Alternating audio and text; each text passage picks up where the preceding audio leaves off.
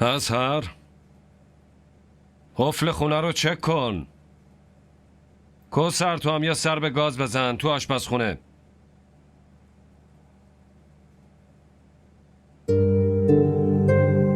پاشو، دیر وقت شده. پاشو.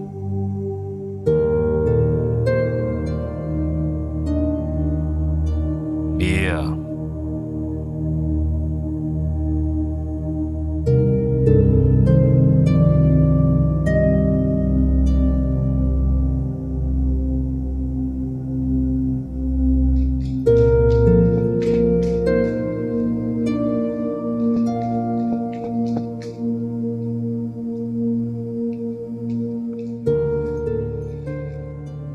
خان داداش، چرا صبحونه نمیخورین؟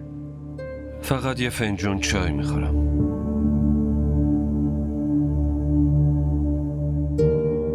امروز دانشگاه نرفتی؟ ساعت 10 میرم. داداش اظهر میرسونم. خان داداش، زن داداش، منظورم اینه که مسعود خوابیده.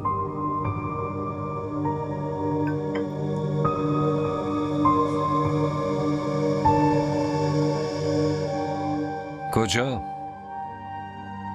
میخوام برم خونه بابام. مثل این که لج کردی. تو هم که کوتاه نمیای. اگه لجبازی بشه دو طرف است. مشکلی با رفتنت ندارم، ولی اگه میخوای بری با صلح و آشتی برو. چیزی که نیست و میگی؟ باشه، پس منم نمیبرمت. مطمئنی؟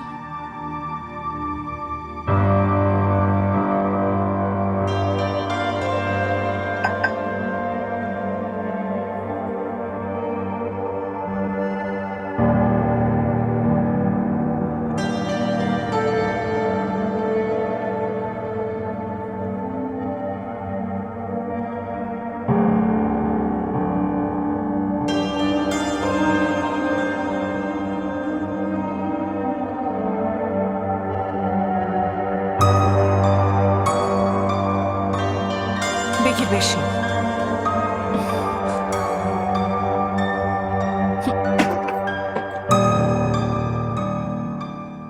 مامان، کفشمو برام در بیار. نشنوم دیگه بخوای کفشتو در بیاری. ساکت همینجا بگیر بشین. کفشمو در بیارم.